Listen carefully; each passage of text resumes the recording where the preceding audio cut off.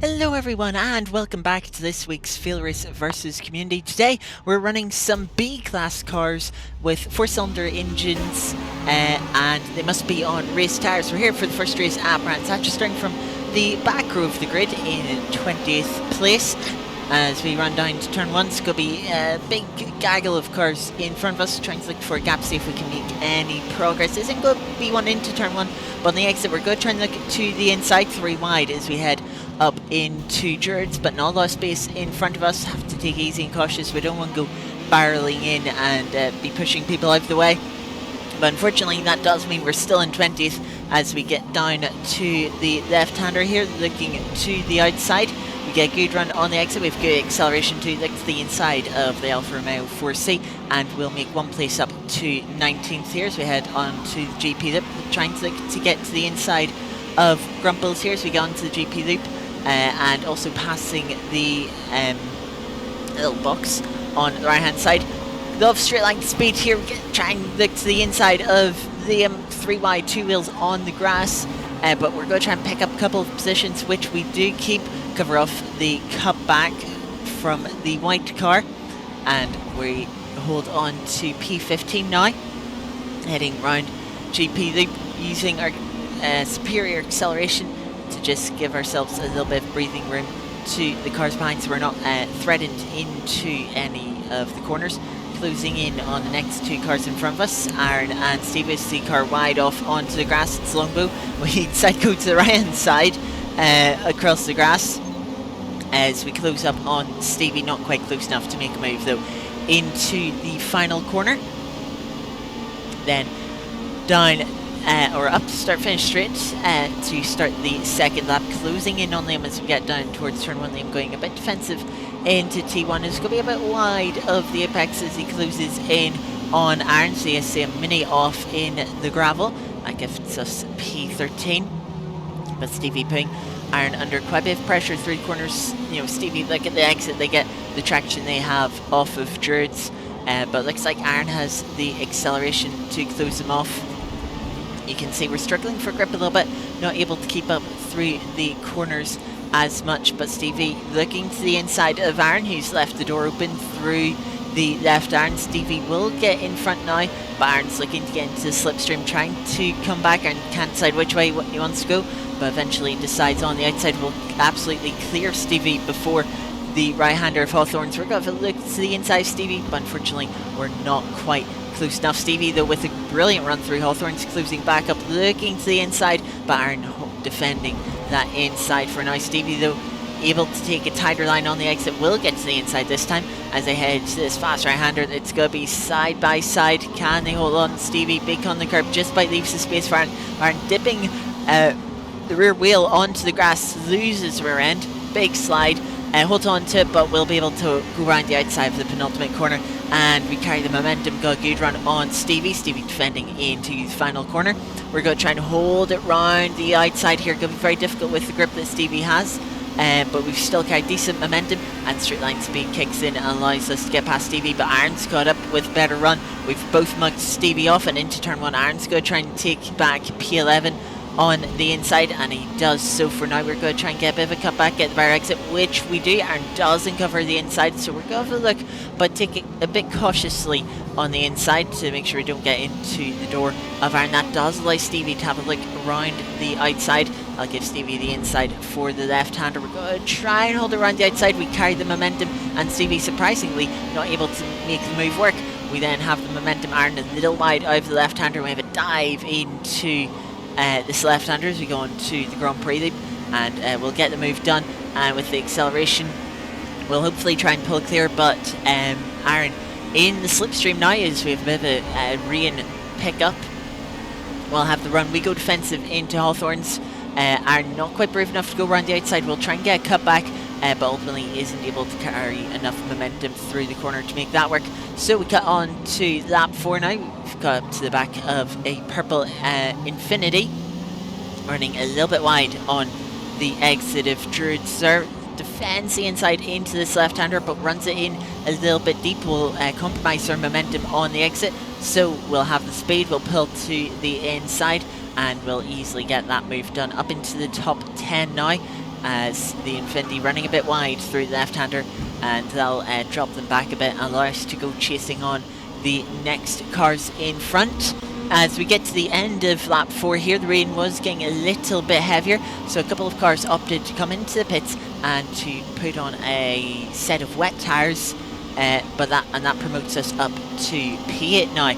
So then the fight was to try and close in on Alex and Impega, which we have done so as they've been fighting quite a bit, though we've really had to be pushing.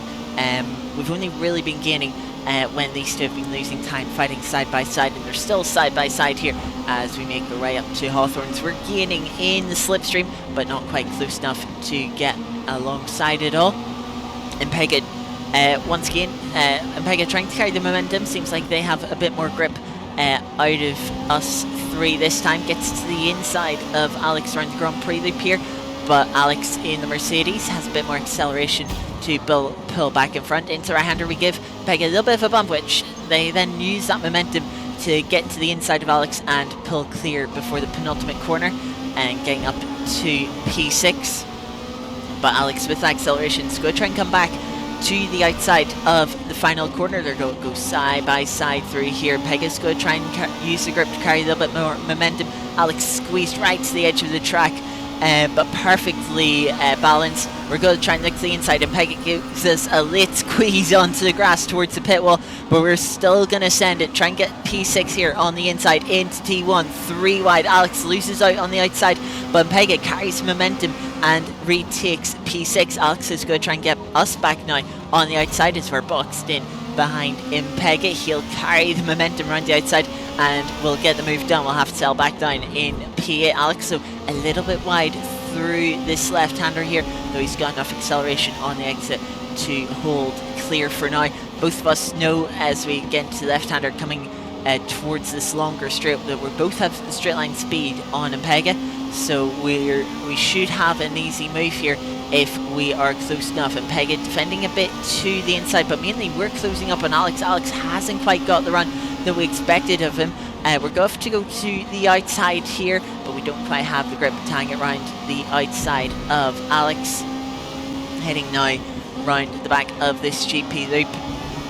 Impega should be able to hold on here with their superior grip through this section. Alex trying to pushing hard, running a little bit wide through that right-hander. We close in a little bit, and Alex once again really wide of the apex, gets onto the grass and will lose out on P7. Well, I guess they're just overestimating how much grip there was with the rain in this final lap. Impega would pull clear to hold on to P6.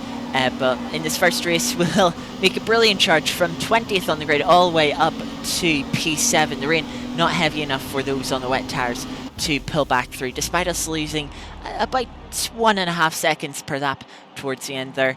It wasn't enough. Of course, the rain does skew the best lap times. Zoza had clean air at the start of the race, pulling in much better times than those of us that were held up. But yeah, up 13 positions, very good race. Couldn't do much more than that with the traffic wait to fight through. So we move on to the second race. We switched over to a BMW M3 for this wet race at Hockenheim, but we're still towards the back of the grid in P17. Good start, pulled to the right hand side to get to the inside of Coffee and Ewan, up to 15th now, but able to pull back over to the racing line, entering T1. The car in front of us getting into the Toyota, I believe that is. Is that Toyota? Must be. But we gain a couple of positions up to 13th and looking to the inside of the Mazda, trying to take positions. But Alex has had a dive to the inside of us. It's not quite paid off. He just about got the car slowed up. But everyone fighting for position here. You've got about 10 cars all fighting for the same bit of track. The Mazda, they're really struggling at 4 straight line speeds. Will easily pull clear of them up into P12 already. That's 5 positions gained within the first sector. Into the hairpin now, braking a little bit late, just not trusting the cars behind us, let's say, to not run a little bit deep themselves. So making sure we didn't get punted in the back. We are a little bit deep. The Mercedes will cut back on us and retake. We'll hold on to P11 for now, but we have the acceleration on the exit. We retake P11 through this high-speed kink. The Mercedes carrying a lot more grip, and we'll get back in front into this arena section. I believe this is. Might be misremembering. But Stevie's made a couple of mistakes there. Has ran wide, and we're going to try and go round the outside. Alex is also trying to go round the outside of us, and we're 3 wide once again in the middle this time. So we head into the stadium section. Alex once again trying to finish the move round the outside. Will get done. Stevie trying to look for space to get back through. Isn't able to do it and loses out to Brazen, who we're having to defend from through the hairpin of stadium, but we'll hold on to P12 as we cut to the end of lap 2 now. Alex getting in front of Grumples. Grumples very slow exit out of this hairpin, but we're not quite able to get alongside to get a move done into this final section of corners through the final double right-hander.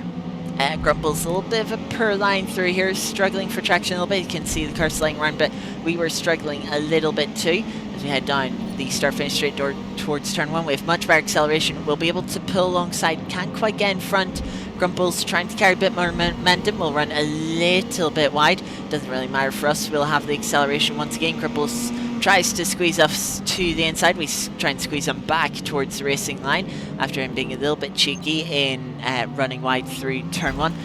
But he's able to get the cut back and holds on to P11 for now, though really the fighting would be for naught with the straight line speed that they have. As we get on to this back straight towards our hairpin, we'll fly by them as if they were standing still. Brazen, though, in all that fighting, is able to get alongside us, and Ewan as well, trying to make it 3 wide once again as we head towards the hairpin. We'll be in front, trying to make squeeze the 2 to the outside as we try and hold on. Grumple's trying to get a cut back to retake 1 or 2 of those positions, but again won't have the acceleration on the exit, and we hold on to P11 for now. We cut to the second half of the race, start of lap 4.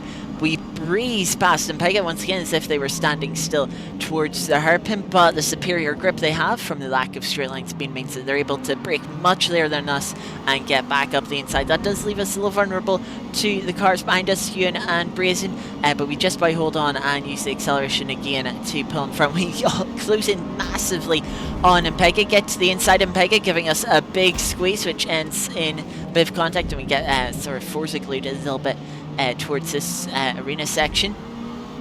But now Ewan trying to use the opportunity to get back at us, going for the cutback here out of the right-hander as we head on to the drag strip. Will carry enough momentum to get in front of us, and we'll have to relinquish P11 as we head into stadium section. We're going to try and come back though with the acceleration. Ewan's going to defend the inside. Brazen's going to take an opportunity to look round the inside, while Glisker makes it 3 wide momentarily, looking to the outside, but space wasn't quite there. We carry the momentum and have the acceleration on the inside to get in front of Brazen. Glisker though go for a dive, and in trying to leave room for Glisker, we run a little bit wide and allow Brazen through as well, dropping to 14th, though we end up getting a cutback through the final corner and retake P13 from Brazen. We try and set our sights back forward once again through turn 1, starting the penultimate lap now, a little bit wide from us this time. Glisker pulling a little bit of a gap, which they will need with the arrow that they're running. They'll obviously be compromised in their straight line speed, and we've had great straight line speed so far this race, so we'll certainly be able to close in. Glisker trying to fight for you in, but it'll be all for naught when we get to the straight there. Brazen trying to have a little bit of a look on us, but as we know, we're very similar in straight line speed. Glisker coming over to try and defend. It'll be for naught though, as me and Brazen mugger off on either side into the hairpin now, defending the inside, trying to make sure we get the car slowed for running into the back of Ewan. Glisker tries to go for the cutback, will get in front initially, but again doesn't have the acceleration on the exit. Will pull back in front into P12. Will be under threat from Brazen as well, so we head through the fast right-hander. We're going to take a bit of defensive line into the left-hander here. Brazen's are covering the inside, trying to fight with Glisker, but Glisker will have the grip around the outside, and then we'll be on the inside for this right-hander. Both of them try and get past us through there. Glisker being a bit rude, pushing us out of the way slightly, dropping us back down to 14th. But as we get on to lap 6 and get on to the straight once again, we'll have the straight line speed to easily pull past Glisker, and we're closing up quite a bit on Brazen. Brazen's going to go defensive, so we're going to look to the inside break a little bit later. Glisker's going to make a late move to the inside. Unfortunately, we're not able to go for any cutback, as you see, current front spinning off into the wall. That'll gift us a free position, but again, Glisker out of the hairpin's going to struggle with the acceleration. Both us and Brazen will get past, though Glisker's going to try and hold it side by side with us into the left-hander. Will be able to break much later than we are, but gets boxed in behind Brazen, so we're going to try and hold it round the outside. That'll give us the inside for this right-hander. A little bit of a poor line, putting a couple of wheels on the grass, so we'll compromise our run, and we won't be able to make the move stick, though. Glisker, we know they have the grip on Brazen. They'll probably be trying to go for a final sector move here, and we're going to see if we can maybe make an opportunity. Well, we don't have the grip normally. An opportunity may present itself. Glisker trying to go round the outside of Brazen, as the track has dried up here on the final lap. The wet tires struggling a little bit with overheating into the final couple of corners. Glisker's going to look like they've got the move done, but Brazen's going to try and come back, cut to the inside through the final corner. He isn't going to be able to make it work. Both of them pushing as much as they can. Glisker, a little tap on the grass. Brazen with the acceleration towards the line. Will they be able to get? I think Brazen did get P11. Unfortunately, we were just a little bit too far back with how quick the start finish line came up. And yeah, Brazen did just about take P11 by half a tenth in the end. Unfortunately, we were a couple of tenths too far back. Had that start finish straight been a bit longer, I think we could have got P11 there. Still, making up 4 positions is a good race. A little bumpy at times, but yeah, good fun.